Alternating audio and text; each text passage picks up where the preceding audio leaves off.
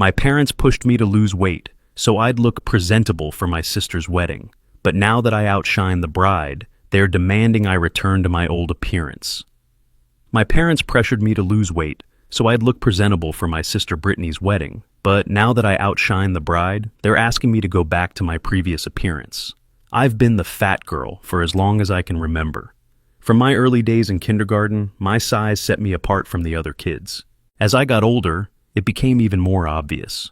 By the time I entered middle school, there was no denying I was overweight, and it was a constant source of pain for me. Things didn't improve in college. Being the biggest person in the room made me a target for bullying and cruel comments. The teasing was relentless, and I felt like I couldn't escape it. My classmates called me names, made mean jokes, and excluded me from games, parties, and social gatherings. To cope, I turned to books. They became my escape from a reality where I was judged, mocked, and dismissed. In books, I could find solace, adventure, and acceptance. I earned the nickname Nerd, which honestly didn't bother me as much as you might think. Compared to everything else, it felt like a small price to pay. Then there was Brittany, my younger sister, who was my complete opposite. Just a year younger than me, Brittany was born with a natural charm that drew people to her effortlessly. She was like the sun, and everyone seemed to orbit around her. Despite our differences, I adored Brittany. I took my role as the big sister seriously and felt a strong instinct to protect her. When Brittany joined me in middle school, I was excited for us to share that part of our lives. But as time went on, things began to change. Brittany started to notice the differences between us and how others treated us. While I was the shy, introverted bookworm, Brittany fit in perfectly with the popular kids. Slowly, she began to distance herself from me. At first, it hurt, but when she started joining in with the others to humiliate me, the pain became unbearable. In high school, Brittany and her friends took every opportunity to mock me. If they crossed paths in the hallway or cafeteria, they'd make cruel jokes, or worse, try to trip me while I was carrying my lunch tray. At home, it wasn't much better. Her friends would invade my room without permission, laugh at my body, and throw around insults like fat cow and nerd. I tried talking to my parents about how much Brittany's behavior hurt me, but they brushed it off. They said she was just being playful, and that I shouldn't take it so seriously. Their lack of support only deepened my loneliness. The only time I felt like they acknowledged me was when it came to my academics. I excelled in school, and that became my way of standing out. My parents loved bragging about my grades as if they were proof of their parenting success, but this only fueled Brittany's resentment toward me. She hated the comparisons, and sometimes she took it out on me by sabotaging my schoolwork. Years later, Brittany admitted during a drunken confession that she had stolen my homework and ruined my projects out of spite. By then, though, I had already moved on physically and emotionally, putting distance between us after college. Even as adults, our relationship never fully recovered. It's soft and sure, but we never built the deep bond many sisters share. I started a new life in another city, and we only communicated occasionally through messages or calls. Last summer, I decided to visit my family for the first time in a while. I was excited to reconnect, but things quickly took a turn. During a family lunch, Brittany announced that she was engaged. No one had known beforehand, not even my parents. To prove it, she showed off a stunning engagement ring. As the congratulations began to fade, Brittany turned to me and asked, "So, what have you been up to lately?" I started talking about my work, my life, and how fulfilling everything had been for me. Before I could finish, Brittany interrupted, saying loudly enough for others to hear, "I just have to ask, why are you still fat? I mean, if your life is so great, shouldn't you have lost weight by now?" The room fell silent. Her words hung in the air, sharp and humiliating. I tried to shrug it off with an awkward laugh, but then my parents joined in. They started expressing concern about my weight and the fact that I was still single. They even mentioned being worried that I might never have children. I was proud of everything I'd accomplished, but to them, none of it mattered. My weight and lack of a family were all they could see. As my parents and Brittany kept talking about me, their comments stung far more than I expected. For years, I had worked hard to build my confidence and independence. But in that moment, I felt like the insecure, awkward teenager I used to be. My parents praised Brittany for getting engaged before me and went on about how proud they were of her. Somehow, despite all my achievements, I was the lesser daughter, successful, but not in the ways they deemed important. Brittany didn't stop there. She turned to me with a mocking tone and asked, "So, are you getting married? I mean, Do you even have a boyfriend?" It was clear she was trying to embarrass me in front of everyone. My parents chimed in, agreeing that it was time for me to find someone before it was too late. They pointed out that Brittany, despite being younger, was settling down, while I was wasting my life on my job. I tried to defend myself, explaining that I was living my life the way I wanted. I told them I'd found fulfillment in my career and independence. My work is rewarding, paid well, and gave me purpose. Why do I need to find a man or have a child to be happy? I'm content with my life as it is, I said firmly. But my mom, in a sarcastic tone, replied, "What's the point of making all that money if you have no one to come home to?" It was as if they couldn't comprehend that happiness could exist outside of marriage and children. Brittany then added, "I just hope you have a date for my wedding. I don't want people thinking my sister is some miserable old woman sitting alone while I'm getting married." That's when my parents outright told me that, with almost a year until Brittany's wedding, I should at least try to lose weight to look presentable. Even if I couldn't find a partner, they said losing weight might make it easier for me to attract someone. Brittany agreed, saying I should lose a few pounds for the occasion. How could a family speak to someone this way? Did I really deserve their cruel words just because of my weight? Did they think I wasn't supposed to have feelings because I was fat? I mean, I'm a normal person, just like them. I've never seen my weight as a barrier, so why did they? Even worse, they acted like my weight was the reason I was single, as if no man could love me as I was. That simply wasn't true. I had dated men who appreciated me for who I am, but my parents and Brittany made it seem like my weight was an insurmountable obstacle to finding love. It hurt deeply how casually they could discuss my biggest insecurities without caring how it made me feel. I stayed quiet, swallowing my pain as the conversation eventually shifted to another topic. After that visit, when I returned home, I was overwhelmed with emotions. But instead of letting the pain consume me, I channeled it into determination. I decided to lose weight, not for them, but for myself. At first, it was about proving them wrong, but over time it became more personal. I joined a gym, followed a strict diet, and even hired a personal trainer, Michelle. Michelle, who had gone through her own weight loss journey, was incredibly supportive. She created a plan tailored to my goals and guided me every step of the way.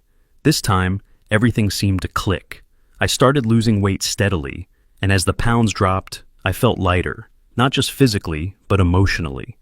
For the first time in my life, I began to feel and see myself differently. My confidence skyrocketed. I used to think losing weight wouldn't make a huge difference, but it has. People treat me differently now. Strangers are kinder and more attentive, and my friends and colleagues regard me with newfound respect. I won't lie, it feels validating in a way I never expected. It's like I've suddenly become visible to the world in a way I never was before. I even changed the way I dress, revamping my entire wardrobe with clothes I never thought I'd be able to wear. I got a bold new hairstyle that complements my features perfectly. For the first time, I look in the mirror and feel beautiful, confident, and like a version of myself I didn't know could exist. Now, with Brittany's wedding just 2 weeks away, my family has asked me to fly home for a lunch next week to finalize wedding plans, but I don't feel like going. I don't want to face my family and risk being ridiculed again, especially now when I finally feel good about myself. I don't even want to attend Brittany's wedding after how she and my parents have treated me, so I'm left wondering, would I be the bad person if I skip my sister's wedding? Update 1. I'm overwhelmed by everyone's responses. Some of your suggestions are hilarious. I can't believe so many of you are encouraging me to show up and upstage my sister now that I've lost all this weight. Growing up as the fat girl seriously affected my self-esteem, especially how I saw myself. For years, I struggled with self-doubt, always feeling like I wasn't good enough. But reading your comments has been eye-opening. It's like you've helped me see myself in a completely new light, and for the first time, I feel more confident than ever. In fact, I'm now seriously considering attending the family lunch to surprise everyone. They haven't seen me in ages, and since I'm not on social media, they have no idea about my weight loss. It'll be interesting to see their reactions. Update 2. This update is going to be good. Grab some popcorn because things are about to get interesting. I decided to fly out to attend the family lunch. As I mentioned before, I thought seeing me would make them proud of the transformation I had achieved. After all, they were the ones who initially pushed me toward this change. Surely they'd be excited to see the positive changes in me and finally acknowledge all the hard work I had put in. The moment I walked through the door of my parents' house, their jaws literally dropped. They looked at me in shock, as if they couldn't believe I was the same person. After a few seconds, they stammered, asking if it was really me. I simply thanked them for the compliment. They showered me with praise, telling me how incredible I looked and how they couldn't believe it was really me. But when Brittany arrived, things took a different turn. At first, she didn't even recognize me. When I stood up to greet her, she did a double take, her eyes wide with surprise. Then she let out a strange, almost forced laugh before walking over and pressing her fingers into my stomach as if she needed proof that I had actually lost all that weight. My parents laughed at her reaction and told her they couldn't believe it at first either. When we sat down for lunch, the conversation revolved around my transformation. Brittany and my parents bombarded me with questions about how I had achieved it, still surprised to see the results. It seemed like they couldn't fully believe it, as though they doubted it was real. Brittany, in particular, kept repeating how she never expected me to change so drastically. After losing weight, she commented, "When I told you to lose weight, I never imagined you'd look this good. I didn't even know you had that jawline and those ankles under all that fat." I paused, trying to keep my composure, and smiled before replying, "Brittany, I've always been beautiful. Losing weight just enhanced my features." However, Brittany insisted it wasn't just that, and said there was something truly different about me now. Then she had the audacity to ask, "Did you get surgery? There's no way you look this good on your own." I felt my blood start to boil. Not everyone takes the easy route like she does. I worked incredibly hard, just like I did to achieve my academic merits and my job. But to her, it was impossible because she'd never put in that kind of effort in her life. I looked her straight in the eyes and said, "Well, Brittany, it's amazing you think so little of me. No, there was no surgery, just hard work and self-love, something you might want to try someday." Brittany's expression shifted from surprise to irritation, but I didn't care. It felt good to finally speak up and put her in her place. Before she could respond, my parents stepped in, trying to smooth things over. "You shouldn't be offended," my mom said. "It's just that none of us have ever seen you like this before. Honestly, you look even more beautiful than Brittany now, and she's the one getting married." Brittany looked even angrier after my mom's comment. I ignored her and focused on my lunch, letting my sister stew in her annoyance. Then my mom added, "You know, I was thinking maybe you should go back to your natural hair color. I think you'd look even better with your original tone. This blonde look makes you stand out too much. You should go back to how you were before." My dad immediately agreed with her. My dad chimed in, saying Brittany had always been the blonde daughter in the family, and I the brunette. He suggested I return to my natural color to look more like myself. The truth was, my stylist had recommended the blonde color because it complemented my skin tone and face better. It had nothing to do with trying to stand out or upstage my sister. I could understand why Brittany was jealous of me now that I looked good, but I couldn't understand why my parents seemed so unhappy with me. It was as if they wanted me to go back to who I was before, when they were the ones who wanted me to look more presentable for their beloved daughter's wedding in the first place. I remembered how they had pushed me to lose weight because they were embarrassed. Now that I had achieved it, they just couldn't accept the person I had become. Instead of celebrating my growth, they were looking for reasons to make me revert to my old self. Finally, I asked them, "What's your problem? Why can't I be blonde too? Does my sister own that color?" I paused, waiting for a coherent response. But when they had nothing to say, I continued, "No, she doesn't. I can be blonde or brunette. It's my choice. Why does it matter so much to you?" I couldn't understand why they were so obsessed with making me return to my old appearance, as if my looks had to match who I was in the past. My mom argued that I was sabotaging Brittany's wedding by trying to stand out with my appearance. Brittany chimed in, saying my weight loss was already going to draw attention, so I really didn't need to steal her hair color too. My dad, as always, sided with them, telling me to stop making things harder and agree to be a less flashy version of myself for the wedding. I couldn't believe what I was hearing. This wasn't about taking anything away from anyone. It was about having the freedom to choose what made me feel good, but instead of supporting that, they were all focused on how it might make Brittany feel uncomfortable. "You know what? I'm done," I said. "All three of you are so trapped in your own negativity that you can't even accept that I've changed. The truth is, I've always been amazing, just as I am, but none of you ever saw it. Now that I've lost weight, it's still not enough for you. No matter what I do, it's never enough." I decided to give them a taste of their own medicine. I turned to my mom first. "Mom, I really hate how loose the skin around your eyes is. And your lips droop on one side when you laugh. I can't help but notice all your crooked teeth. It's honestly disgusting. You should really do something about it before all your rotten teeth fall out. Then I turned to my dad.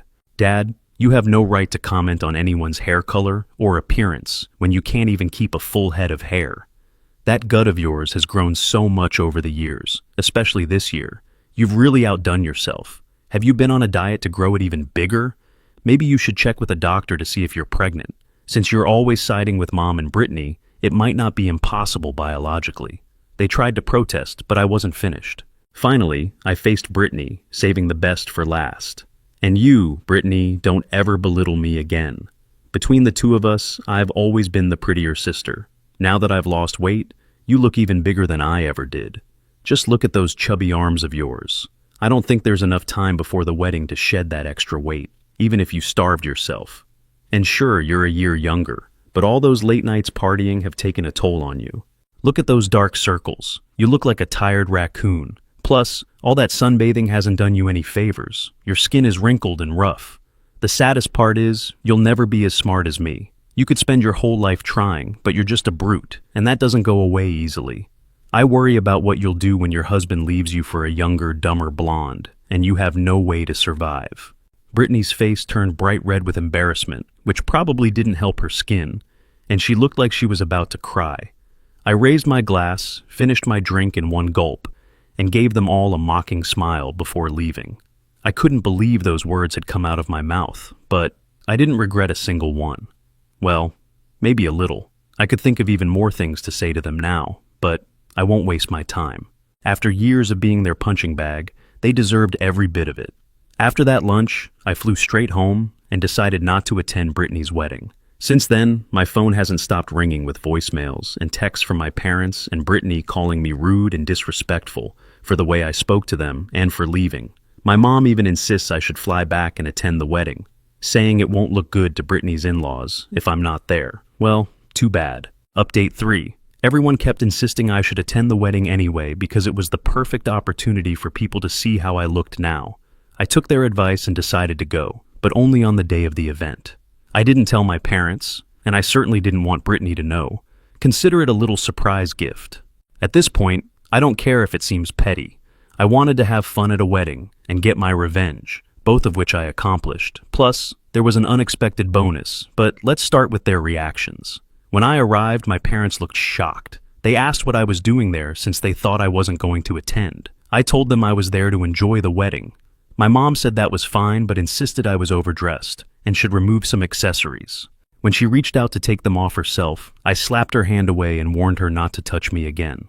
I reminded her that the gym didn't just help me lose weight, it made me stronger. I jokingly added that she wouldn't want to find out how hard I could hit. After that, I mingled with the guests, catching up with people I hadn't seen in years. Unlike my parents, they were genuinely happy for me and complimented me on my transformation.